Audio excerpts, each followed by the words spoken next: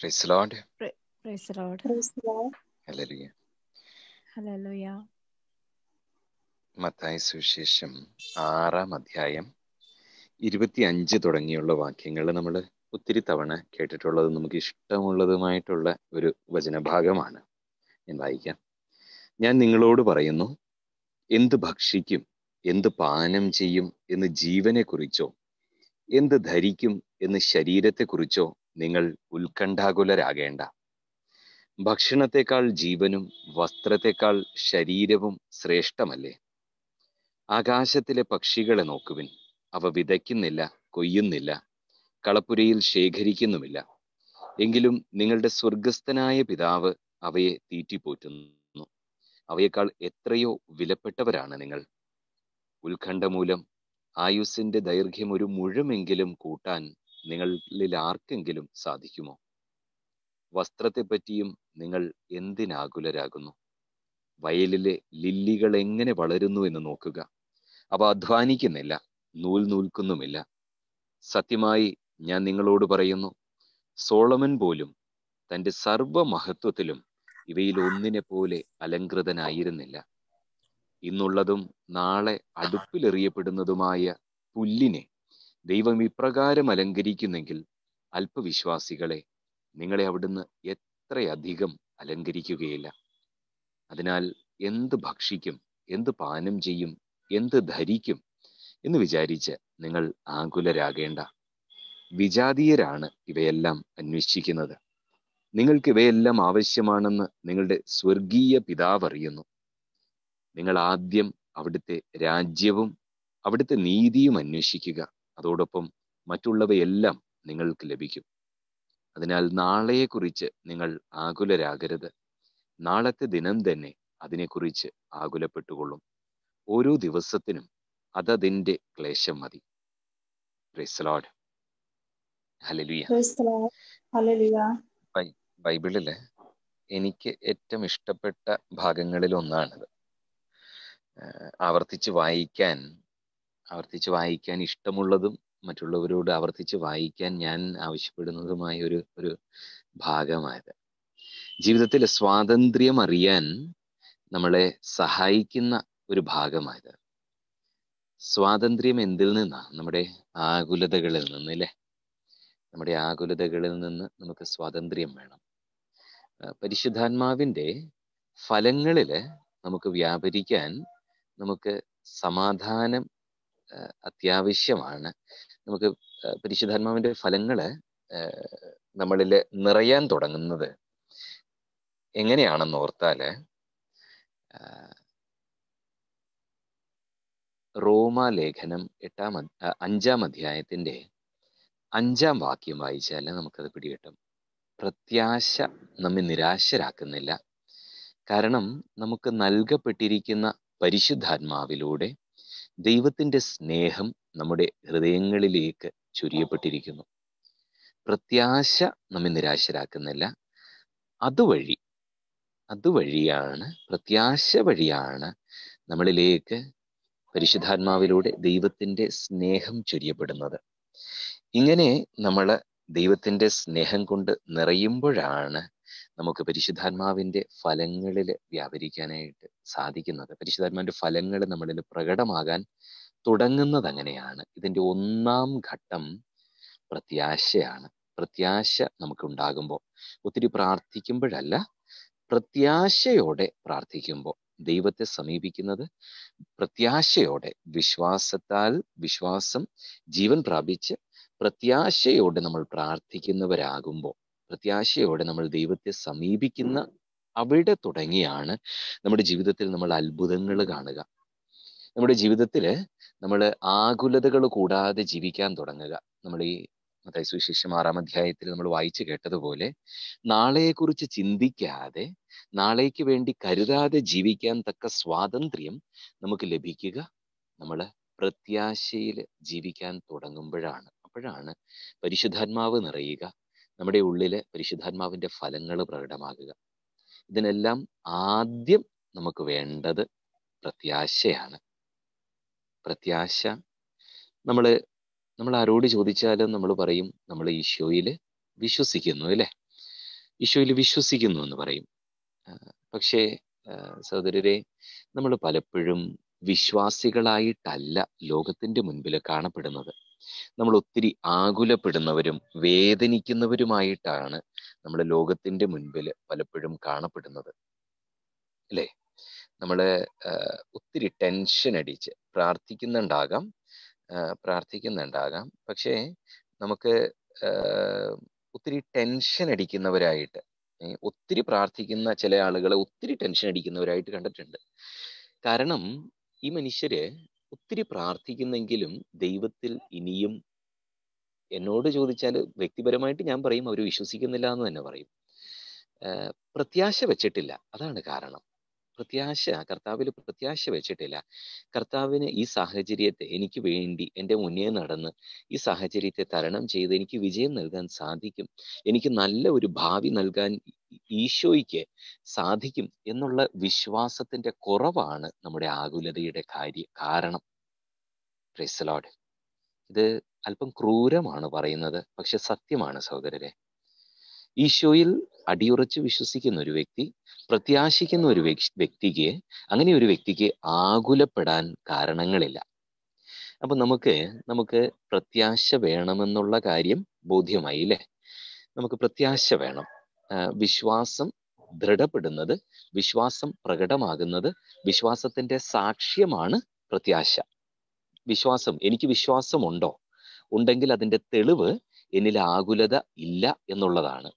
അപ്പോൾ എത്രമാത്രം എന്നിൽ ആകുലതയുണ്ട്, അത്രമാത്രം എന്നിൽ വിശ്വാസത്തിന്റെ കുറവുണ്ട്. അപ്പൊ നമുക്ക് ഈ ഘട്ടം തരണം ചെയ്യണം. നമ്മുടെ ഉള്ളിലുള്ള വിശ്വാസരാഹിത്യം നമുക്ക് തരണം ചെയ്യണം. ഇതെങ്ങനെ സാധിക്കും? ഇത് സാധിക്കാനായിട്ട് നിങ്ങൾക്ക് എളുപ്പമാർഗം, 1-2 എളുപ്പമാർഗം പറഞ്ഞുതരാം. വളരെ സിമ്പിളാണ്.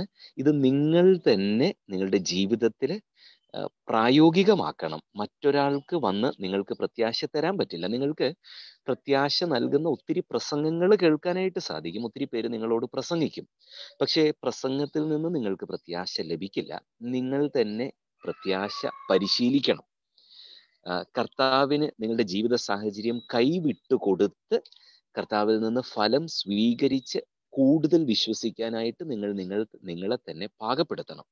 അതിന് നമ്മൾ നമ്മുടെ ജീവിത അവസ്ഥയെക്കുറിച്ച് ചില സങ്കല്പങ്ങൾ കാണണം. എളുപ്പമാർഗം ഇതാണ്. നമ്മുടെ ജീവിത സാഹചര്യം നമുക്കറിയാം. ചിലർക്ക് ചില പാപത്തിന്റെ ബന്ധനങ്ങളാണ്. ഈ പാപത്തിന്റെ ബന്ധനങ്ങളിൽ നിന്ന് മോചനം നേടണം. ഒത്തിരി ആഗ്രഹിക്കുന്നുണ്ട് ഈ പാപത്തിൽ നിന്ന് വിട്ടുമാറി ഈശോയെ ആത്മാർത്ഥമായിട്ട് സ്നേഹിച്ച് ഈശോയുടെ കൂടെ ജീവിക്കണമെന്ന് ആത്മാർത്ഥമായിട്ട് ആഗ്രഹിക്കുന്നുണ്ട്. പക്ഷെ ഈ തഴക്കദോഷം, ഈ പാപം, ഇത് വല്ലാതെ പിടികൂടിയിരിക്കുകയാണ്. ഇതിൽ നിന്ന് ഒരു മോചനം സാധ്യമാകുന്നില്ല, അല്ലെ? ഈ സാഹചര്യത്തിൽ നമുക്ക് ഒരു തരം പ്രത്യാശ വേണം. അത് എത്തരമാണ്?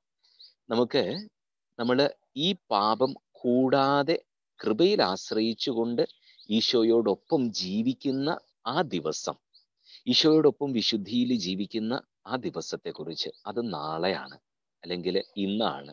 ഇന്ന് പാപത്തിൽ വീണിട്ടില്ല, ഇന്ന് നമ്മൾ ആത്മാർത്ഥമായിട്ട് ഇപ്പോൾ അനുദപിക്കുന്നുവെങ്കിൽ ഈ അടുത്ത നിമിഷം തുടങ്ങിയുള്ള സമയത്തെക്കുറിച്ച് നമുക്ക് ഒരു പ്രത്യാശ ഉണ്ടാകട്ടെ. അത് ഈശോയുടെ കൂടെ ജീവിക്കുന്ന ഒരു അവസ്ഥ മുന്നിൽ കണ്ടുകൊണ്ട് ഈശോയുടെ കൂടെ സ്വർഗ സന്തോഷം അനുഭവിച്ച് ഈശോയുമായിട്ട് ഐക്യത്തിൽ ജീവിക്കുന്ന അവസ്ഥയെ ഇന്ന് കാണുന്നതാണ് പ്രത്യാശ.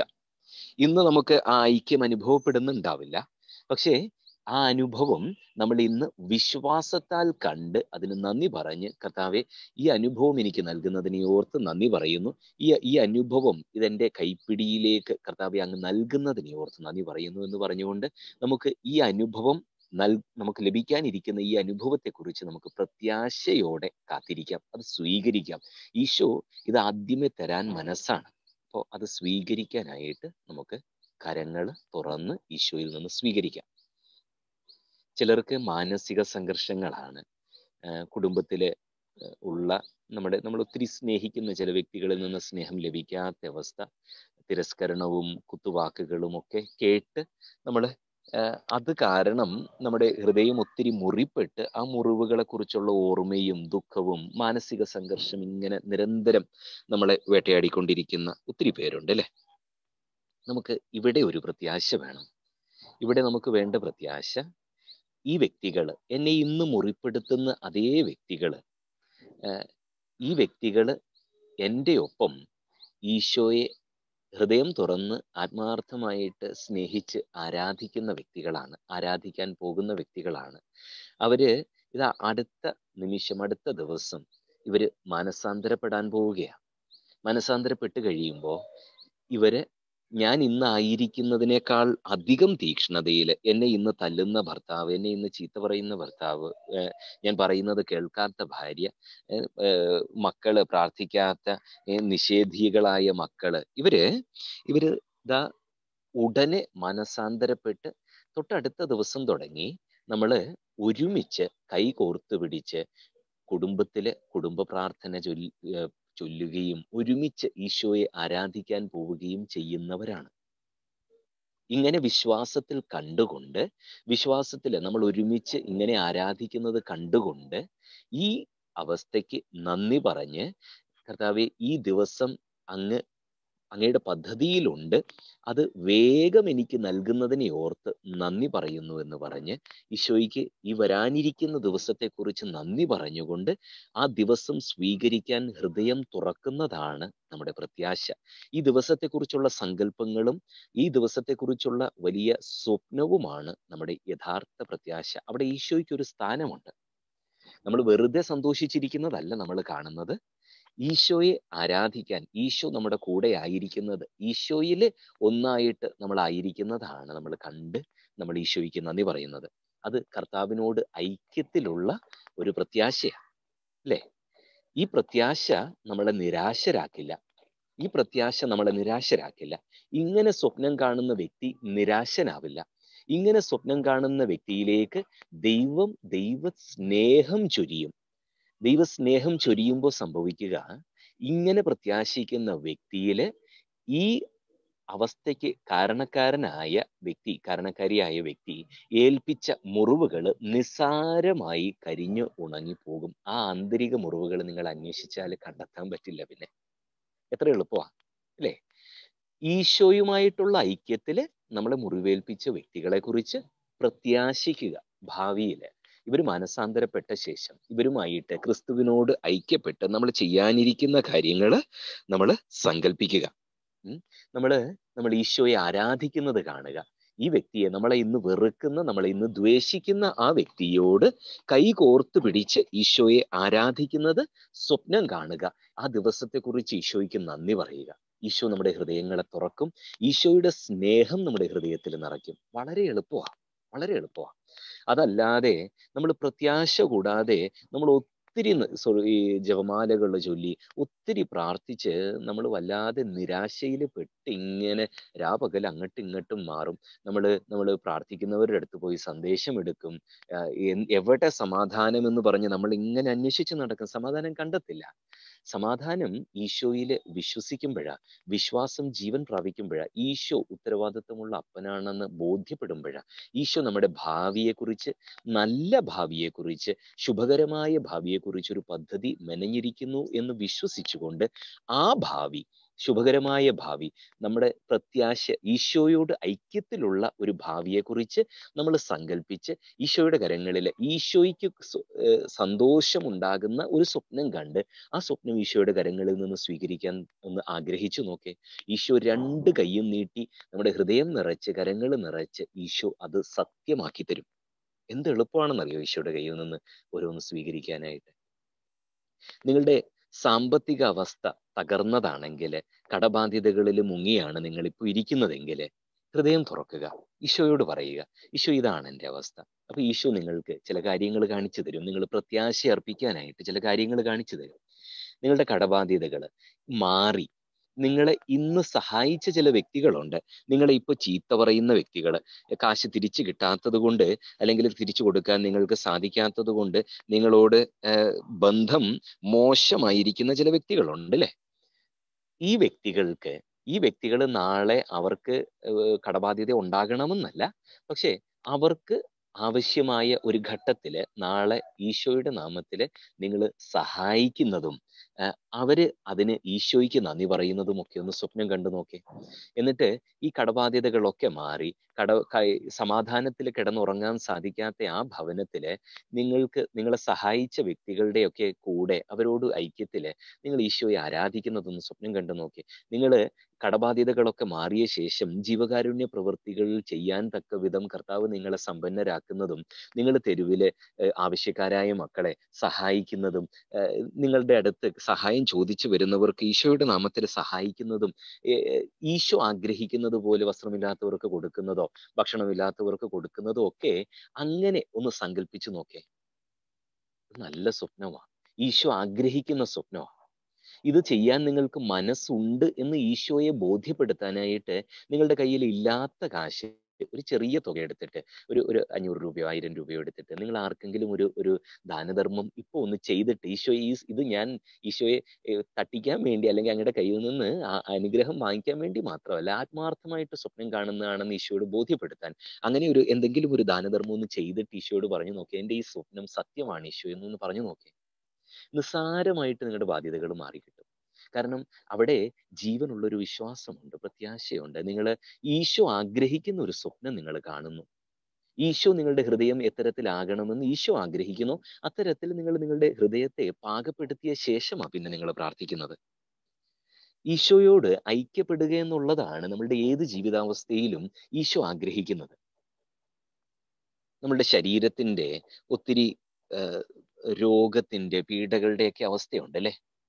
ഈ അവസ്ഥയെക്കുറിച്ച് നമുക്ക് ആരോഗ്യമുള്ള സമയത്ത് നമ്മൾ ഈശോയ്ക്ക് വേണ്ടി ഓടിയിട്ടുണ്ടാവില്ല. ഈശോ ആഗ്രഹിക്കുന്നത് പോലെ ഈശോയ്ക്ക് സാക്ഷ്യം വഹിച്ചിട്ടുണ്ടാവില്ല അല്ലെ? അപ്പോ നമുക്ക് ഇന്നിപ്പോ നമ്മൾ തളർന്നിരിക്കുന്ന അവസരത്തില് നമുക്ക് ഈശോയ്ക്ക് വാഗ്ദാനം കൊടുക്കാം. ഈശോ നല്ല ആരോഗ്യം തരുമ്പോ, നല്ല കരുത്ത് തരുമ്പോ, ഈശോയ്ക്ക് വേണ്ടി ഓടാനായിട്ട് ഈശോ പാകപ്പെടുത്തുമ്പോ, ഈശോയ്ക്ക് വേണ്ടി ഞാൻ ഓടും, ഈശോയ്ക്ക് വേണ്ടി ഞാൻ മറ്റുള്ളവരുടെ മുൻപിൽ പോയിട്ട് ഈശോ ജീവിക്കുന്നുവെന്ന് ഞാൻ സാക്ഷ്യം പറയും. ഒന്ന് ആഗ്രഹിക്കാമോ? അങ്ങനെ ആഗ്രഹിച്ചുകൊണ്ട് നമുക്ക് ഈ സാക്ഷ്യം എന്ന് പറയുമ്പോൾ എനിക്ക് ഈ രോഗമുണ്ടായിരുന്നു, ഈശോ സുഖപ്പെടുത്തി എന്ന് പറയുന്നത് മാത്രമല്ല, ഈശോയാണ് സത്യദൈവം എന്ന് പറയുന്നത്, ഈശോ മാത്രമാണ് ഏക ദൈവം എന്ന് പറയുന്നത്. അതാണ് സാക്ഷ്യം.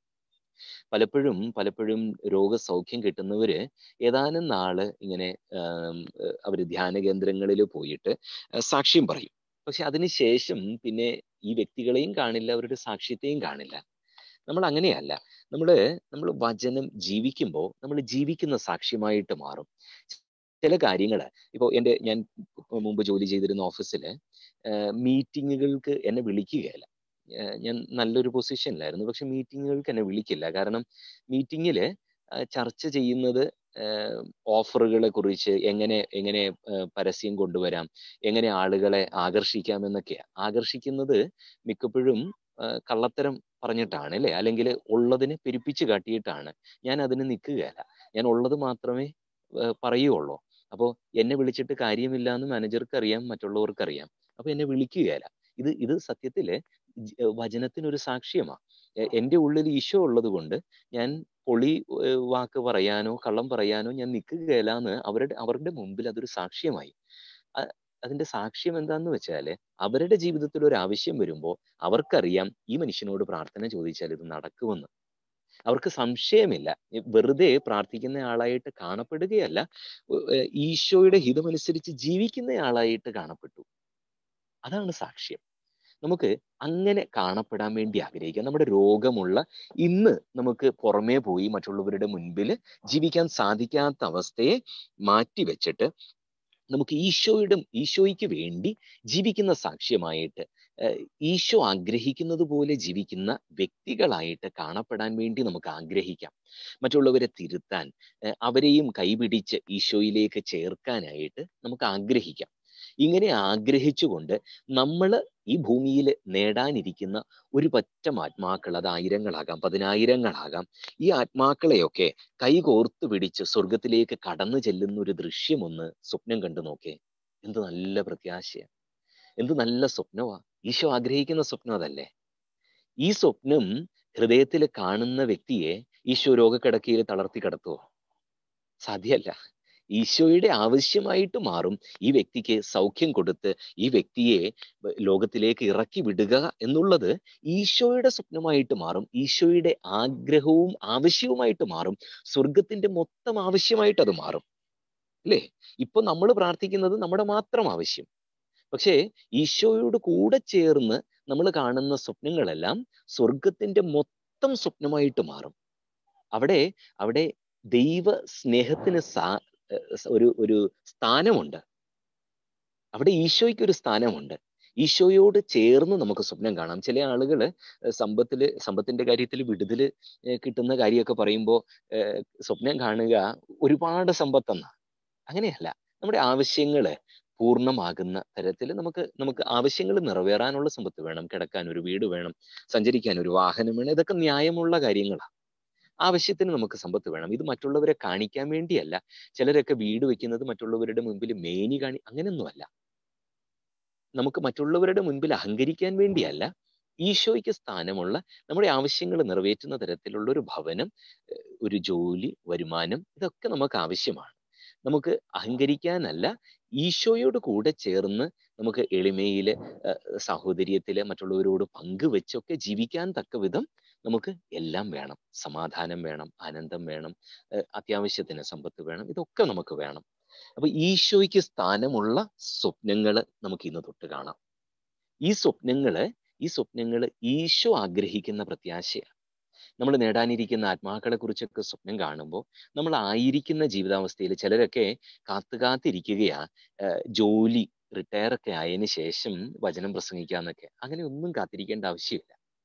ഇന്ന് തുടങ്ങി നമുക്ക് നേടാനിരിക്കുന്ന ആത്മാക്കളെ കുറിച്ച് സ്വപ്നം കാണുമ്പോൾ നമ്മൾ ആയിരിക്കുന്ന സ്ഥലത്ത്, ജോലി ചെയ്യുന്ന സ്ഥലത്ത് ഈശോ ആത്മാക്കളെ ഏൽപ്പിച്ചു തരും. അവരുടെ മുൻപില് നമ്മൾ വചനം ജീവിക്കുന്നവരായാൽ മതി.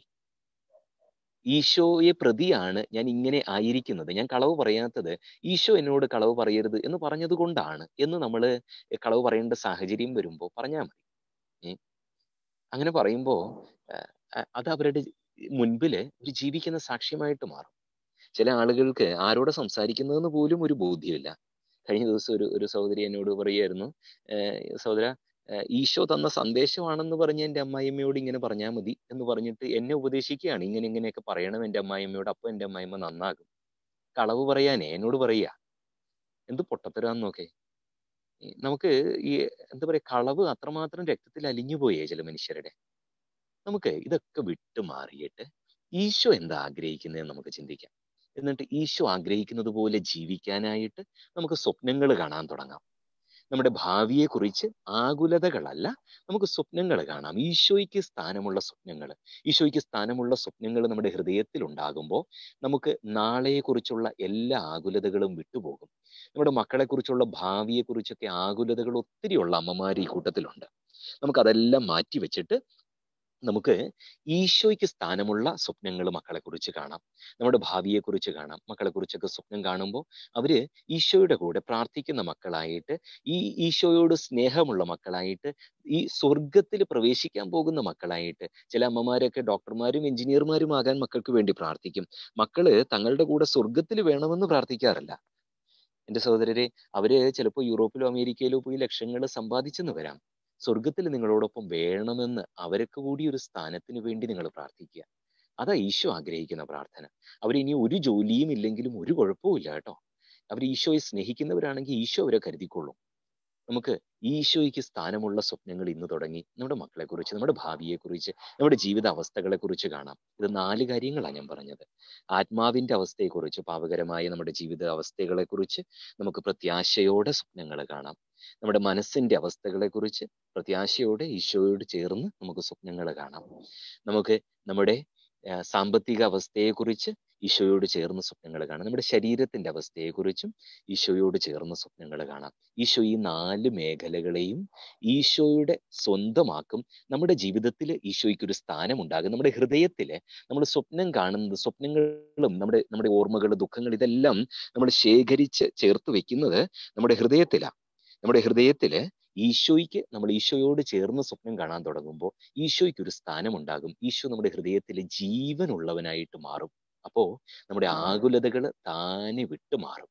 നമുക്ക് പിന്നീട് പ്രത്യാശയിൽ ജീവിക്കാൻ സാധിക്കും. സകല വിധത്തിലുള്ള ആകുലതയും നിരാശ, ദുഃഖം, ഓർത്തോർത്തുള്ള ദുഃഖവും ഭയവും ഇതെല്ലാം നിസ്സാരമായിട്ട് നമ്മൾ വിട്ടുപോകും. ഇത് നിങ്ങൾക്ക് പ്രവർത്തിക്കാൻ വേണ്ടിയാണ് ഞാൻ പറഞ്ഞത്. ഈ പ്രസംഗം കേട്ട് നല്ലതാണെന്ന് പറഞ്ഞതുകൊണ്ട് ഒരു കാര്യവുമില്ല. നിങ്ങൾ ഇന്ന് തൊട്ട് സ്വപ്നം കാണാൻ തുടങ്ങുക. ഈശോയ്ക്ക് സ്ഥാനമുള്ള സ്വപ്നങ്ങൾ കാണാൻ തുടങ്ങുക. നമുക്ക് ഹൃദയങ്ങൾ തുറക്കാം. എന്നിട്ട് നമുക്ക് ഈശോയോട് പറയാം, ഈശോയെ എനിക്ക് പ്രചോദനം നൽകണമേ. അങ്ങേക്ക് സ്ഥാനമുള്ള സ്വപ്നങ്ങൾ കാണാൻ പ്രചോദനം നൽകണമേ.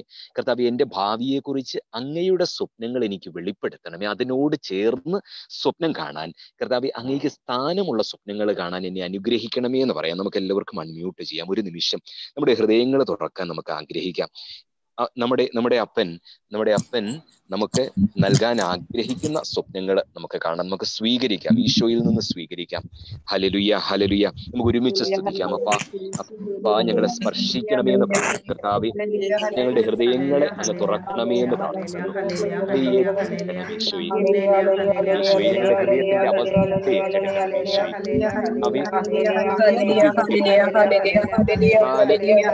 പ്രാർത്ഥിക്കുന്നു.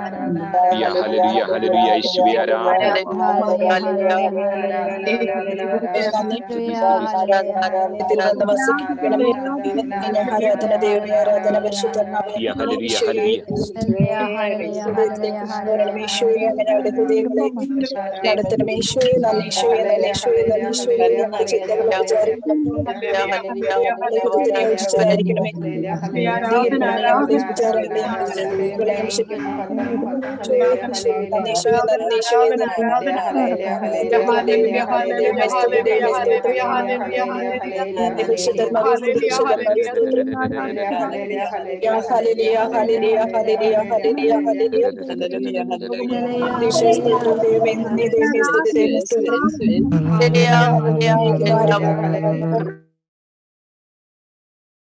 ഹല്ലേലൂയ. സഹോദരി, നമുക്ക് കൂടുതൽ സമയമുണ്ട്. നമുക്ക് കുറച്ചുകൂടി ഒന്ന് ചിന്തിക്കാം. നമുക്ക് നമ്മുടെ ജീവിതത്തിന്റെ ഇന്നത്തെ അവസ്ഥ മിക്ക ആളുകളുടെയും പരിതാപകരമാണ് അല്ലേ? മിക്ക ആളുകളുടെയും ഇന്നത്തെ ജീവിതാവസ്ഥ കുറെ പരീക്ഷണങ്ങള്, കുറെ ദുഃഖങ്ങള്, കുറെ ഭാരങ്ങള്, കുറെ രോഗങ്ങള്, ഇതെല്ലാം ചേർന്നതാണ്. മിക്ക ആളുകളും ഈശോയെ അന്വേഷിച്ച് വന്നതിന്റെ കാരണം തന്നെ ഈ പീഡകളൊക്കെയാണ്. നമ്മുടെ പ്രാർത്ഥനാ നിയോഗങ്ങള് നമ്മള് പലപ്പോഴും നമ്മൾ ഈശോയ്ക്ക് സമർപ്പിക്കാറുണ്ട് അല്ലേ? നമ്മൾ സമർപ്പിച്ചാണ് പ്രാർത്ഥിക്കുന്നത് എന്ന് നമ്മൾ പറയും. പ്രാർത്ഥിക്കുമ്പോൾ നമ്മൾ പറയുന്നു, കർത്താവേ ഞങ്ങളിതാ സമർപ്പിക്കുന്നു എന്ന് പറയും. നമ്മൾ എത്രമാത്രം നമ്മൾ സമർപ്പിക്കുന്നുണ്ട്? നമ്മള് ഇപ്പോ കടബാധ്യതയെക്കുറിച്ച് നമ്മൾ ഈശോയ്ക്ക് സമർപ്പിക്കുന്നു എന്ന് ധരിക്കുക, അല്ലെങ്കിൽ രോഗത്തെക്കുറിച്ച് ഈശോയ്ക്ക് സമർപ്പിക്കുന്നു എന്ന് ധരിക്കുക. അങ്ങനെയെങ്കിൽ ആ നിമിഷം തൊട്ട് ഈശോയ്ക്ക് സമർപ്പിച്ച കാര്യത്തെക്കുറിച്ച് ഈശോയെ അതിൻ്റെ മേലെ അധികാരിയാക്കുക, ഈശോയെ നമ്മുടെ കുടുംബത്തിന്റെ നാഥനാക്കുക, നമ്മുടെ അപ്പച്ചനാക്കുക, ഈ കടബാധ്യതയുടെയും അപ്പച്ചനാക്കുക. Praise the Lord. ഇങ്ങനെ ആകുകയാണെങ്കിൽ നമ്മൾ മകനും മകളും ഈശോ നമ്മുടെ ഈ അവസ്ഥയുടെയും അപ്പച്ചനാണ് അല്ലേ? ഈ അവസ്ഥയുടെയും അപ്പച്ചനാണ്. വീട്ടില് കാശ് കൊടുക്കാനുള്ള ആരെങ്കിലും കടബാധ്യത വാങ്ങിയ കാശ് തിരിച്ചു ചോദിക്കാൻ വരുന്ന ആളിനോട് ആരാ മറുപടി പറയുക? അപ്പച്ചനല്ലേ? അപ്പോ അപ്പച്ചനല്ലേ മറുപടി പറയേണ്ടത്? പിന്നീട് ഇത് ഒരു തീരുമാനം കൂടി എടുക്കുക. ഇത് കടബാധ്യത ഈശോ മാറ്റിത്തരും. പക്ഷെ അതിനുശേഷം ഈ എന്താവശ്യവും വരുമ്പോൾ ഓടിപ്പോയിട്ട് കടം വാങ്ങരുത്. കടം വാങ്ങുന്നത് ഈശോയ്ക്ക് ഇഷ്ടമല്ല കേട്ടോ.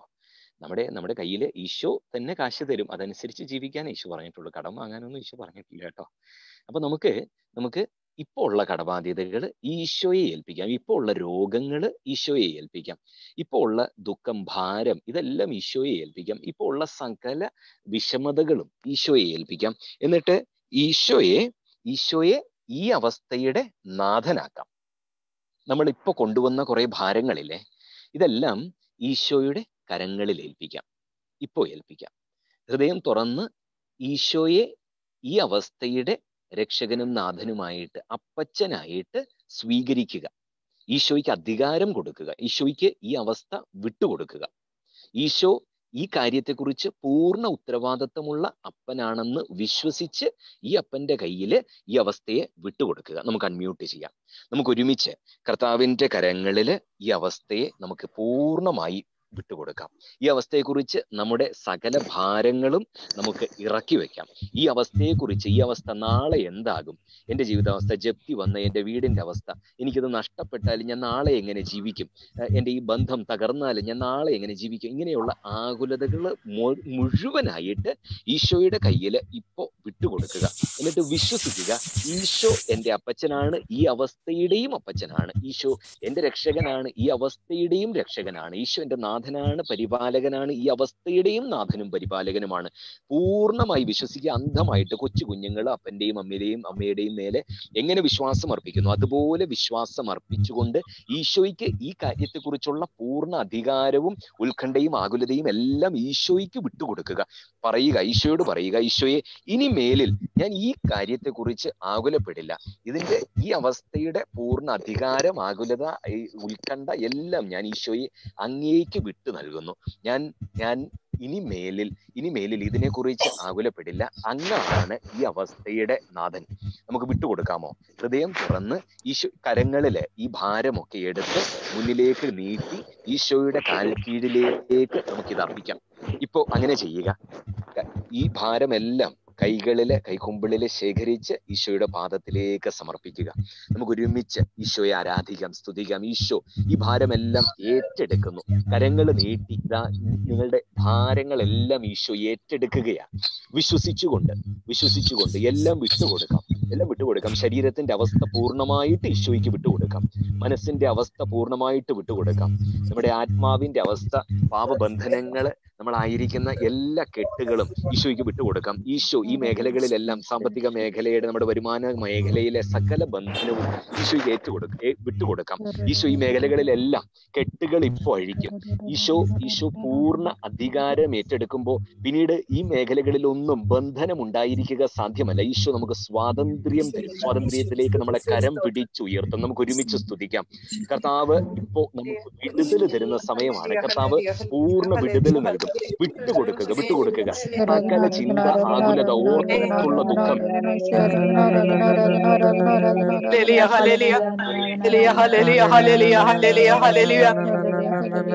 സ്തുതിക്കുന്നു, ആരാധിക്കുന്നു, മഹത്വപ്പെടുത്തുന്നു. ഇപ്പൊ കഴുകി യേശുവേ, അങ്ങേക്ക് സ്തുതി, അങ്ങേക്ക് ആരാധന, അങ്ങേക്ക് മഹത്വം. പാപിയാണപ്പാ, അവസ്ഥ തകർന്ന അവസ്ഥ ഏറ്റെടുക്കണം ഈശോയെ.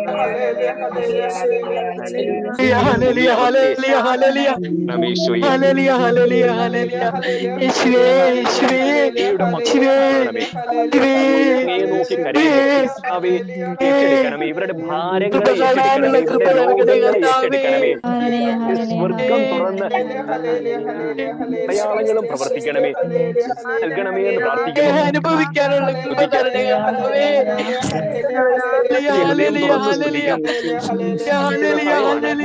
നരകവാതിലുകളെ നാമത്തിൽ അടയ്ക്കുന്നു യേശുവേ.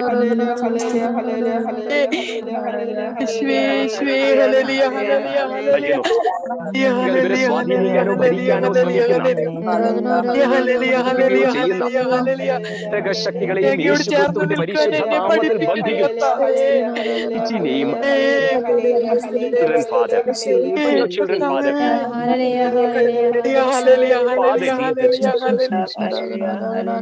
പിതാവാണ് ഉത്തരവാദിത്വങ്ങളോട് പറഞ്ഞിരിക്കുന്നു.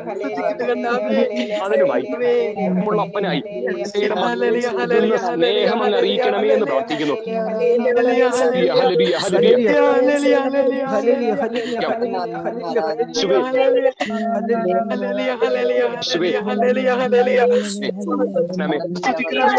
പൂർണ്ണ വിടുതൽ നൽകണമേ യേശുവേ.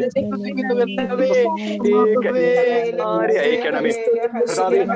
മലാഖമാരെ ശക്തിപ്പെടുത്തുന്നതിനെ ഓർത്ത് നന്ദി പറയുന്നു കർത്താവേ. മാർഗങ്ങൾ ഓർത്ത് നന്ദി പറയുന്നു നൽകുന്ന ദൈവം നന്ദി പറയുന്നു. രോഗസൗഖ്യങ്ങൾ നൽകുന്ന ദൈവം നന്ദി പറയുന്നു. യേശുവേ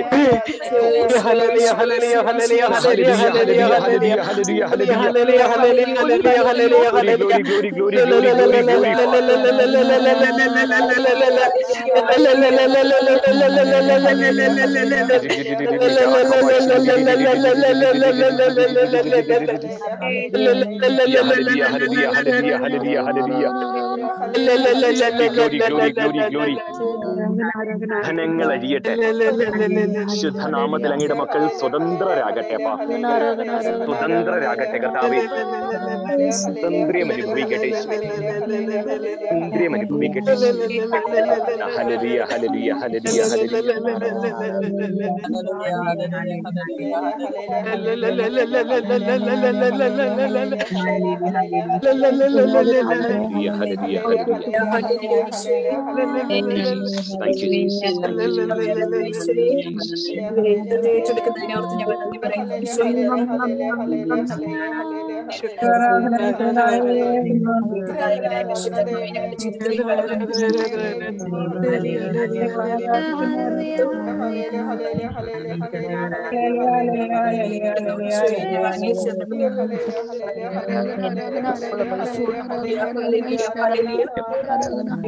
അവന്റെ സാന്നിധ്യം നമ്മുടെ ഇടയിലുണ്ട്. അവന്റെ സാന്നിധ്യം നമുക്ക് അനുഭവിക്കാം. നമ്മുടെ ഇടയിൽ നമ്മുടെ ഇടയിലുണ്ട്. ആയിരിക്കുന്ന ഈശോയുടെ സാന്നിധ്യം അനുഭവിക്കാം.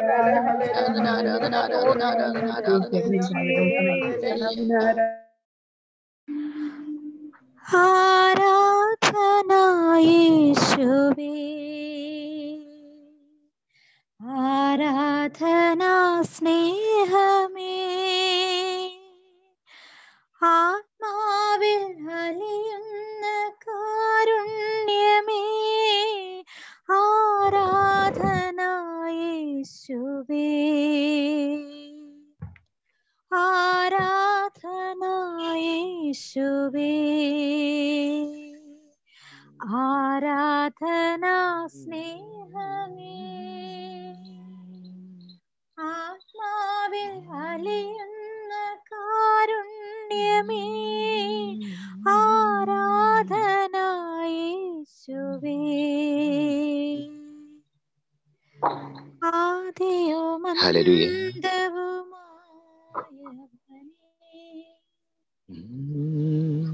അനന്തതയിൽ വാഴും. Price the Lord. ഹല്ലേലൂയ. നമുക്ക് ഏതാനും മിനിറ്റുകൾ കൂടിയുണ്ട്. നമുക്ക് പെട്ടെന്ന് ഒരു കാര്യം കൂടി ചിന്തിക്കാം, എന്നിട്ട് നമുക്കൊന്നുകൂടി ഈശോയെ സ്തുതിക്കാം. എൻ്റെ സഹോദരരെ, ഈ പ്രാർത്ഥന കഴിയുമ്പോൾ നിങ്ങളുടെ ജീവിതാവസ്ഥകൾ, നിങ്ങൾ മടങ്ങി പോവുക. ഇതേ ഭവനത്തിലാണ് നിങ്ങളുള്ളത്, ഇതേ വ്യക്തികളാണ് നിങ്ങളുടെ ചുറ്റുമുള്ളത്. പല ഭാരങ്ങളും തന്ന വ്യക്തികളെയൊക്കെ നിങ്ങൾ വീണ്ടും കാണുന്നു. അപ്പൊ നിങ്ങൾ ഓർക്കും, ഞാൻ ഈശോയെ ഏൽപ്പിച്ചതല്ലേ ഈ ജീവിതാവസ്ഥ, പിന്നെയും എന്തുകൊണ്ട് ഇങ്ങനെ?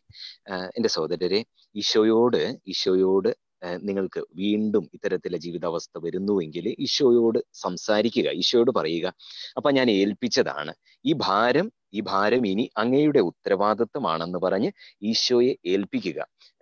കടബാധ്യതയാണെങ്കിൽ ആ വ്യക്തികള് വിളിക്കുമ്പോൾ ഈശോയെ അങ്ങ് കൊടുക്കേണ്ട കാശാണ്.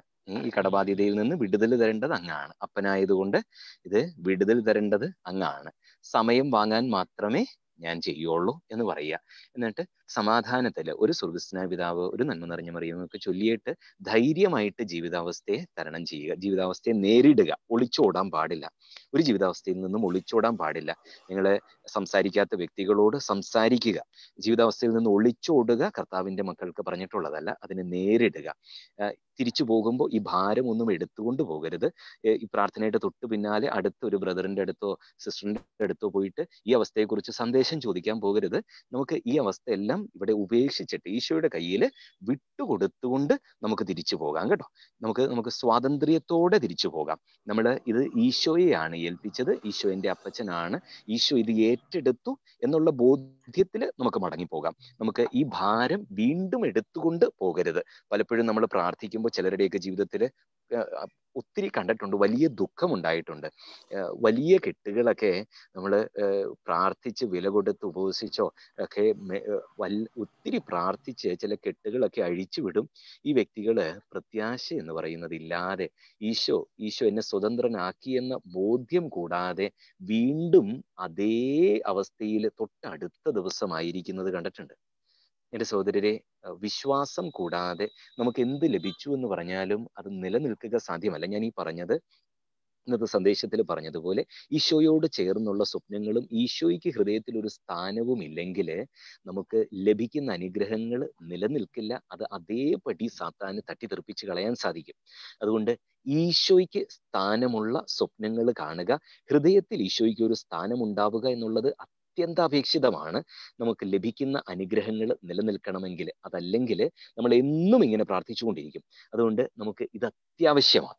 ഈശോയെ സ്നേഹിക്കുക, ഈശോയ്ക്ക് ഒരു സ്ഥാനം നമ്മുടെ ജീവിതത്തിലെ എല്ലാ കാര്യത്തിലും ഉണ്ടാവുക എന്നുള്ളത്. നമുക്ക് വീണ്ടും ഒരിക്കൽ കൂടി നമ്മളിപ്പോ പ്രാർത്ഥിച്ചു, നമ്മൾ ഭാരങ്ങൾ ഈശോയ്ക്ക് വിട്ടുകൊടുത്തു അല്ലേ. നമുക്ക് ഇനി നമ്മൾ ചില സ്വപ്നങ്ങൾ, ഈ കാര്യത്തെക്കുറിച്ച്, ഈ ജീവിതാവസ്ഥയെക്കുറിച്ച് നമ്മളിപ്പോൾ ഈ 45 മിനിറ്റ് ആയിട്ട് നമ്മൾ കേട്ടുകൊണ്ടിരിക്കുമ്പോൾ മനസ്സിൽ ചില സ്വപ്നങ്ങളൊക്കെ ഉണ്ടായിട്ടുണ്ട് അല്ലേ. ഒരു ആശയം ഉണ്ടായിട്ടുണ്ട്, ഇത് ഇങ്ങനെ ആയിരുന്നെങ്കിൽ എന്ന് ഒരാശയം ഉണ്ടായിട്ടുണ്ട്. ഈ ആശയം നമുക്ക് ഈശോയുടെ കയ്യിൽ കൊടുക്കാം. എന്നിട്ട് ഈശോയോട് പറയാം, ഈശോയെ ഇത് ഒരു അങ്ങ് ആഗ്രഹിക്കുന്ന, അങ്ങേക്ക് എൻ്റെ ജീവിതത്തെക്കുറിച്ചുള്ള സ്വപ്നത്തോട് ചേർത്ത് എനിക്കൊരു സ്വപ്നം നൽകണമേ എന്ന് നമുക്ക് പ്രാർത്ഥിക്കാം. ഈശോ അപ്പോൾ നമുക്കൊരു നല്ല സ്വപ്നം തരും. ആ സ്വപ്നം അത് ദൈവഹിതമായിരിക്കും. നമുക്കിപ്പോൾ ഒരു ആഗ്രഹമുണ്ടായി അല്ലേ, ഈശോയോട് ചേർന്ന് ഇങ്ങനെ ആയിരുന്നെങ്കിൽ നന്നായിരുന്നു എന്നൊരാഗ്രഹമുണ്ടായി. ഈ ആഗ്രഹം ഈശോയുടെ കരത്തിൽ വിട്ടുകൊടുത്ത് ഈശോയുടെ പദ്ധതി ജെറമ്യ 29:11 നമ്മൾ ആവർത്തിച്ച് കേട്ട ഈ വചനമനുസരിച്ച് ഈശോയ്ക്ക് നമ്മുടെ ജീവിതത്തെക്കുറിച്ചുള്ള സ്വപ്നം നമുക്ക് നൽകാൻ നമുക്ക് ഈശോയോട് പറയാം. ആ സ്വപ്നവും നമ്മുടെ ഈ സ്വപ്നവും ചേർന്ന് ഈശോയ്ക്ക് സ്ഥാനമുള്ള ശുഭകരമായ ഒരു ഭാവി, നമ്മുടെ ഇന്ന് തകർന്ന നമ്മുടെ അവസ്ഥയിൽ, ദുഃഖത്തിൽ മുങ്ങിയ നമ്മുടെ അവസ്ഥയിലേക്ക് ഈശോ ആഗ്രഹിക്കുന്ന ഒരു ജീവിതത്തെക്കുറിച്ചുള്ള സങ്കല്പങ്ങൾ നിറയുമ്പോൾ വളരെ വേഗം ദൈവഹിതം നമ്മുടെ ജീവിതത്തിൽ നിവർത്തിയാക്കും. വളരെ വേഗം വിടുതലും സൗഖ്യവും നമ്മൾ പ്രാപിക്കും. നമുക്ക് ഹൃദയം തുറക്കാം. ഈശോ ആഗ്രഹിക്കുന്ന, ഈശോയുടെ പദ്ധതിയോട് നമ്മുടെ സ്വപ്നങ്ങൾ ചേർക്കപ്പെടട്ടെ. നമ്മൾ ആഗ്രഹിക്കുന്ന നമ്മുടെ ജീവിതത്തിലെ ജീവിത അഭിലാഷങ്ങൾ, സ്വപ്നങ്ങൾ എല്ലാം നമുക്ക് ഈശോയുടെ കരത്തിലേക്ക് വിട്ടുകൊടുക്കാം. എന്നിട്ട് നമ്മൾ ഇപ്പോൾ കണ്ട നമ്മുടെ ഭാവിയെക്കുറിച്ച് ഈശോയ്ക്ക് സ്ഥാനമുള്ള ആ സ്വപ്നം ഈശോയുടെ കരങ്ങളിൽ കൊടുക്കാം. ഈശോ ഇപ്പോൾ ഏറ്റെടുക്കട്ടെ. നമുക്ക് എല്ലാവർക്കും അൺമ്യൂട്ട് ചെയ്യാം. നമുക്ക് ഒരുമിച്ച് ഈശോയുടെ കരങ്ങളിൽ നമ്മുടെ ജീവിതത്തെ പൂർണ്ണമായിട്ട് വിട്ടുകൊടുക്കും. നമ്മുടെ അവസ്ഥയെ, അത് ആത്മാവിൻ്റേത്, മനസ്സിൻ്റേത്, നമ്മുടെ ശരീരത്തിൻ്റേത്, നമ്മുടെ ഭൗതിക അവസ്ഥയുടേത്, 4 മേഖലകളും ഈശോയുടെ കരങ്ങളിലേക്ക് വിട്ടുകൊടുത്തുകൊണ്ട് സ്വതന്ത്രമായിട്ട് ഈശോ പ്രേരിപ്പിക്കുന്നതനുസരിച്ച് ഈശോയോട് സംസാരിക്കണമെങ്കിൽ സംസാരിക്കാം, സ്തുതിക്കണമെങ്കിൽ സ്തുതിക്കാം. നമുക്ക് സ്വതന്ത്രമായിട്ട് ഈശോയോട് ഈ ഭാരങ്ങളെല്ലാം പങ്കുവെച്ച്, പുതിയ സ്വപ്നങ്ങൾ പങ്കുവെച്ച് ഈശോയുടെ സ്വപ്നം നമുക്ക് സ്വീകരിക്കാം. ഹൃദയം തുറന്ന് സ്തുതിക്കാം. ഈശോ ചില പ്രേരണകൾ ഈ സമയത്ത് തരും, അത് നമുക്ക് സ്വീകരിക്കാം. ഹല്ലേലൂയ. യേശുവേ ആരാധന. പകരണമേ എന്ന് പ്രാർത്ഥിക്കുന്നു. ഈശോയെ സ്വപ്നങ്ങൾ ഈശോയെ തികത്താല് അങ്ങയുടെ സ്വപ്നയുടെ മക്കൾക്ക് നൽകണമേ. ഭാരങ്ങളിൽ നിന്ന് വിടുതൽ നൽകണമേ. സ്വാതന്ത്ര്യം നൽകണമേ അങ്ങയുടെ മക്കൾക്ക്. വ്യഗ്രതയിൽ നിന്ന്, ജീവിത വ്യഗ്രതയിൽ നിന്ന് അങ്ങേക്ക് നന്ദി പറയുന്ന കർത്താവേ, നന്ദി പറയുന്നു. Hallelujah, hallelujah, hallelujah, hallelujah, hallelujah. Hallelujah, hallelujah, hallelujah, hallelujah, hallelujah, hallelujah, hallelujah, hallelujah, hallelujah, hallelujah, hallelujah, hallelujah, hallelujah, hallelujah, hallelujah, hallelujah, hallelujah.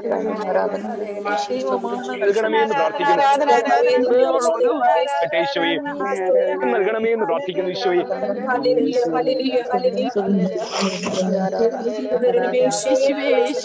ഇവരുടെ മേലെ അധികാരം ഏറ്റെടുത്ത് ഇവരെ ഭരിക്കണമേ എന്ന് പ്രാർത്ഥിക്കുന്നു. നയിക്കപ്പെടുന്നവർ സാക്ഷ്യപ്പെടുത്തിയിട്ടുണ്ടല്ലോ കർത്താവേ, അങ്ങയുടെ മക്കൾ സാക്ഷികളാകട്ടെ ഈശോയെ. വിടുതൽ നൽകണമേ അങ്ങയുടെ മക്കൾക്ക്. Hallelujah, hallelujah. യേശുവേ, ഹല്ലേലൂയ, ഹല്ലേലൂയ,